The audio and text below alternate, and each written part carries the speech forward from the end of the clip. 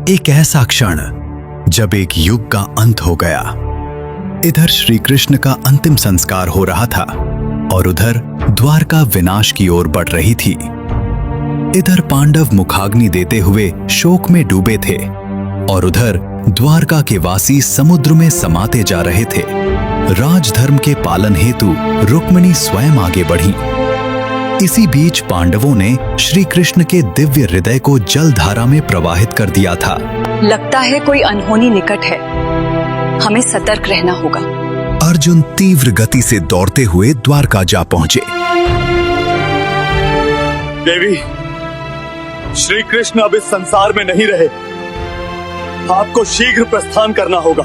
ये क्या हो गया प्रभु, मुझे यूं अकेला छोड़कर कैसे चले गए? सब लोग द्वारका छोड़कर समुद्र तट की ओर भागे और असहाय होकर अपनी ही नगरी को डूबते देखते रह गए। वही द्वारका, विश्वकर्मा की अद्भुत रचना, वही भूमि जहां श्री कृष्ण की अनगिनत लीलाएं बसी थीं। स्मृतियों से भरी वो पावन नगरी धीरे धीरे सागर की गहराइयों में विलीन हो गई। ये क्या हो गया? सब कुछ समाप्त हो गया। पहले राधा और अब श्री कृष्ण भी चले गए। अब इस संसार में रहकर मैं क्या करूंगी? प्रभु, मुझे भी अपने साथ ले चलिए।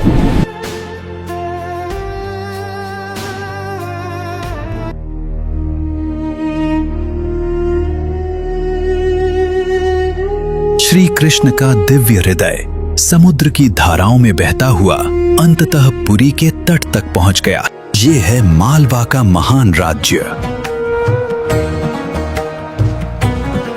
जिसके राजा हैं इंद्रदम, भगवान विष्णु के परम भक्त। एक दिन आरती के समय अचानक घंटियां स्वयं बज उठीं और फूल स्वतः ही गिरने लगे।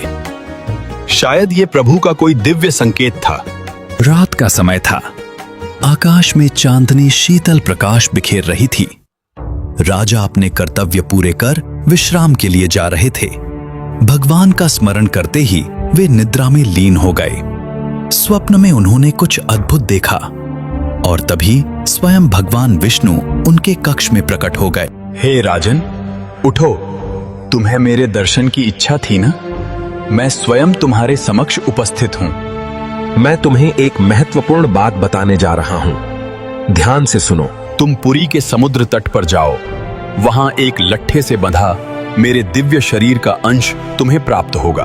प्रभु, आपकी इच्छा ही मेरे लिए आदेश है। जैसा आप चाहेंगे वैसा ही होगा। अगली सुबह महल सूर्य की किरणों से आलोकित हो उठा। दरबार में राजा गहन चिंता में डूबे थे। वे बार बार भगवान विष्णु के संदेश पर मनन कर रहे थे।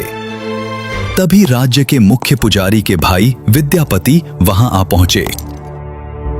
प्रणाम महाराज, क्या आपने मुझे स्मरण किया? फिर राजा ने उस ब्राह्मण को भगवान विष्णु की इच्छा बताई और वो उसी की खोज में निकल पड़ा। गांव की गलियों से गुजरते हुए वो दूर निकल गया और दो व्यक्तियों से नील माधव के विषय में पूछताछ की। तभी एक ग्रामवासी ने उसे उसका मार्ग बता दिया। विश्ववासु जी एक गुफा के भीतर नील माधव की पूजा अर्चना करते हैं। ग्रामवासियों के बताए मार्ग पर चलते हुए विद्यापति दूर दूर तक यात्रा करते हुए पुरी पहुंचे और अंततः एक छोटी सी कुटिया तक जा पहुंचे। वहां उन्होंने एक आदिवासी साधक को गहन तपस्या में लीन देखा। क्या आप कृपा करके मुझे नील माधव के दर्शन करा सकते हैं? मार्ग का रहस्य सुरक्षित रखने के लिए विद्यापति की आंखों पर पट्टी बांध दी गई और उन्हें उसी अवस्था में नील माधव के दर्शन कराए गए। 2 दिन बीत गए। जब गहरी रात छाई तब एक बार फिर एक अद्भुत घटना घटी। इंद्रदुम्न ने स्वप्न में कुछ विचित्र देखा और उसी क्षण भगवान विष्णु दिव्य स्वरूप में वहां प्रकट हो गए। राजन, पुरी के समुद्र तट की ओर प्रस्थान करो।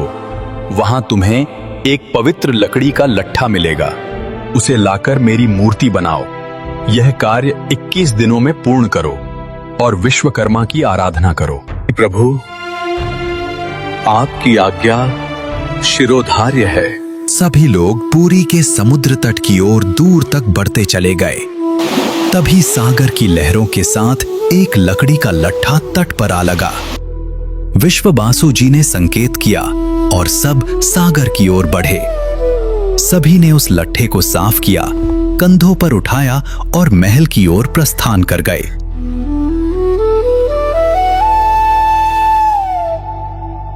महल के एक एकांत कक्ष में उस लट्ठे को मूर्ति निर्माण के लिए स्थापित किया गया।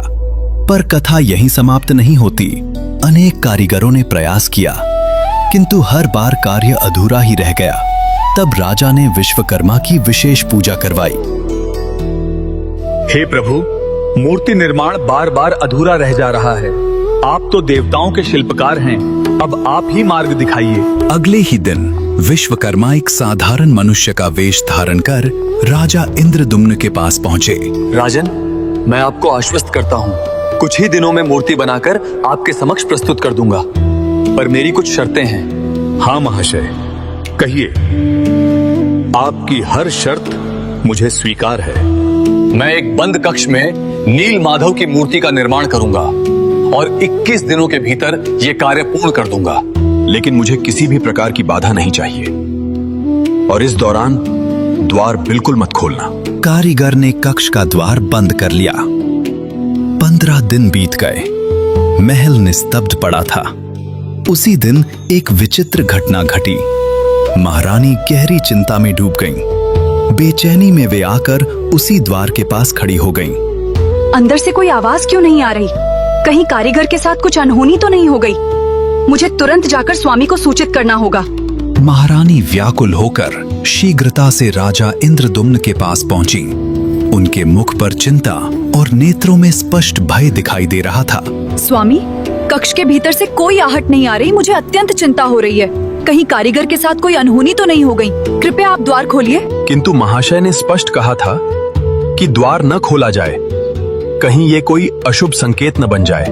पत्नी की व्याकुलता देखकर राजा स्वयं को रोक न सके। उन्होंने सैनिकों को आदेश दिया और द्वार खुलवा दिया। राजा ने चारों ओर दृष्टि दौड़ाई और कारीगर को खोजने लगे। तभी सामने लाल वस्त्रों से ढकी एक अधूरी सी आकृति दिखाई दी। राजा इंद्रदुम्न ने वो वस्त्र हटाया और उसी क्षण सभी के सामने लकड़ी की छोटी छोटी मूर्तियां प्रकट हो गईं, परंतु वे अभी भी अधूरी थीं। ये प्रभु की कैसी अद्भुत लीला है कि हमें आपके इस दिव्य स्वरूप के दर्शन प्राप्त हुए। आप तो समस्त जगत के नाथ हैं। आज से प्रभु के इस दिव्य स्वरूप को जगन्नाथ के नाम से जाना जाएगा।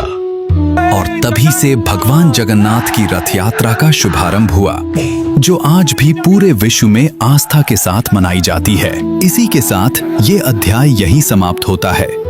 अगले अध्याय में राधा और रुक्मिणी की ईर्ष्या तथा राधा की मृत्यु का रहस्य उजागर होगा। जुड़े रहें।